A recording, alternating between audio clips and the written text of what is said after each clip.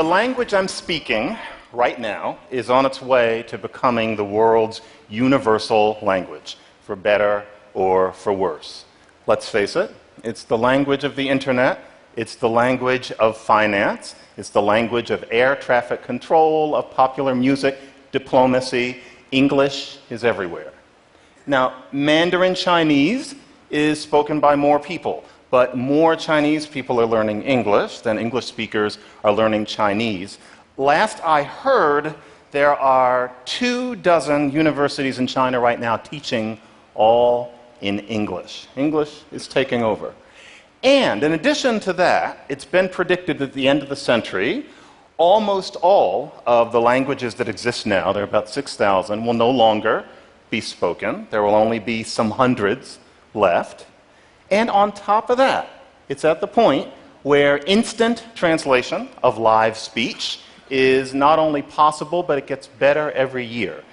The reason I'm reciting those things to you is because I can tell that we're getting to the point where a question is going to start being asked, which is, why should we learn foreign languages other than if English happens to be foreign to one? Why bother to learn another one when it's getting to the point where almost everybody in the world will be able to communicate in one?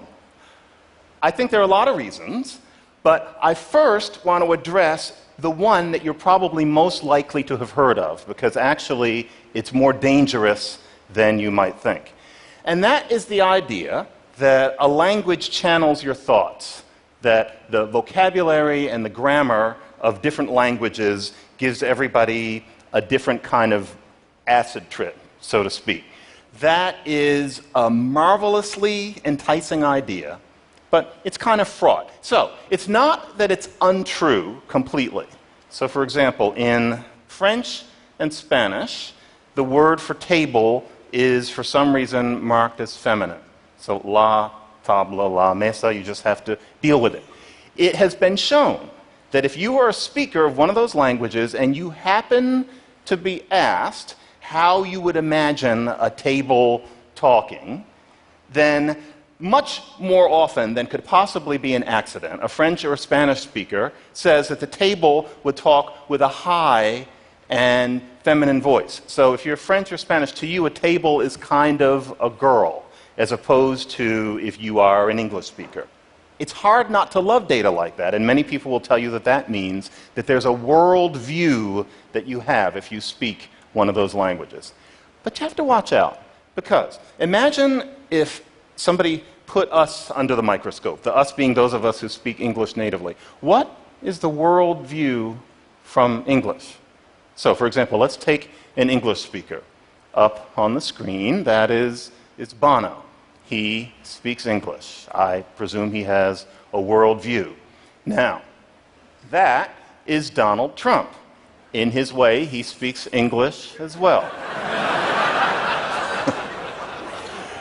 And here is Ms. Kardashian, and she is an English speaker too. So, here are three speakers of the English language. What worldview do those three people have in common? What worldview is shaped through the English language that unites them?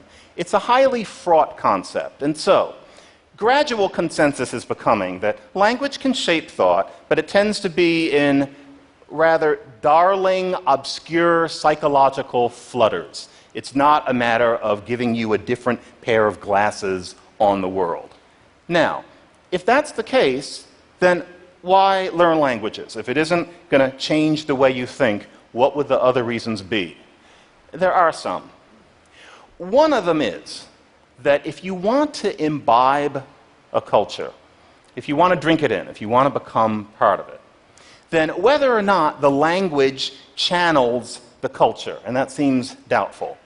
If you want to imbibe the culture, you have to control, to some degree, the language that the culture happens to be conducted in. There's no other way. There's an interesting illustration of this. I have to go slightly obscure, but really, you should seek it out. There's a movie by the Canadian film director Denis Arcand, read out in English on the page, Dennis Arcand, if you want to look him up. He did a film called Jesus of Montreal, and many of the characters are vibrant, funny, passionate, interesting French-Canadian, French-speaking women. There's one scene closest to the end where they have to take a friend to an Anglophone hospital.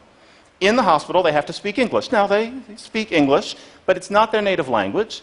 They'd rather not speak English, and they speak it more slowly. They have accents. They're not idiomatic. Suddenly, these characters that you've fallen in love with become husks of themselves. They're shadows of themselves. To go into a culture and to only ever process people through that kind of scrim curtain is to never truly get the culture. And so to the extent that hundreds of languages will be left, one reason to learn them is because they are tickets to being able to participate in the culture of the people who speak them, just by virtue of the fact that it is their code. So that's one reason. Second reason, it's been shown that if you speak two languages, dementia is less likely to set in, and that you are probably a better multitasker. And these are factors that set in early, and so that ought to give you some sense of when to give junior or juniorette lessons in another language. Bilingualism is healthy. And then, third, languages are just an awful lot of fun. Much more fun than we're often told. So, for example, Arabic, kataba, he wrote, yaktubu, he writes, she writes, uktub, write in the imperative. What do those things have in common? All of those things have in common the consonants sitting in the middle like pillars. They stay still, and the vowels dance around the consonants. Who wouldn't want to roll that around in their mouths? You can get that from Hebrew, you can get that from Ethiopia's main language, Amharic. That's fun. Or, languages have different word orders.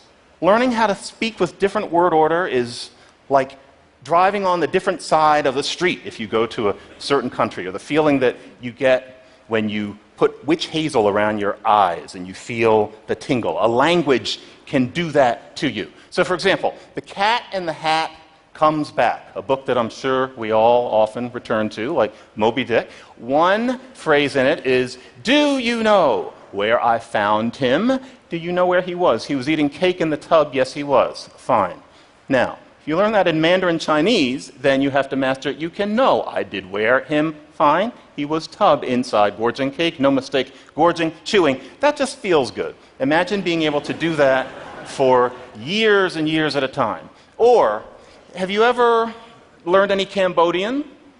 Me either. But if I did, I would get to roll around in my mouth, not some baker's dozen of vowels like English has, but a good 30 different vowels scooching and oozing around in the Cambodian mouth like bees in a hive. That is what a language can get you. And more to the point, we live in an era when it's never been easier to teach yourself another language. It used to be that you had to go to a classroom, and there would be some diligent teacher, some genius teacher in there, but that person was only in there at certain times, and you had to go then. And then was not most times. You had to go to class. If you didn't have that, you had something called a record. I cut my teeth on those. There was only ever so much data on a record or a cassette or even that antique object known as a CD. Other than that, you had books that didn't work. That's just the way it was. Today, you can lie on your living room floor sipping bourbon and teach yourself any language that you want to with wonderful sets such as Rosetta Stone. I highly recommend the lesser-known Glossica as well. You can do it anytime. Therefore, you can do it more and better.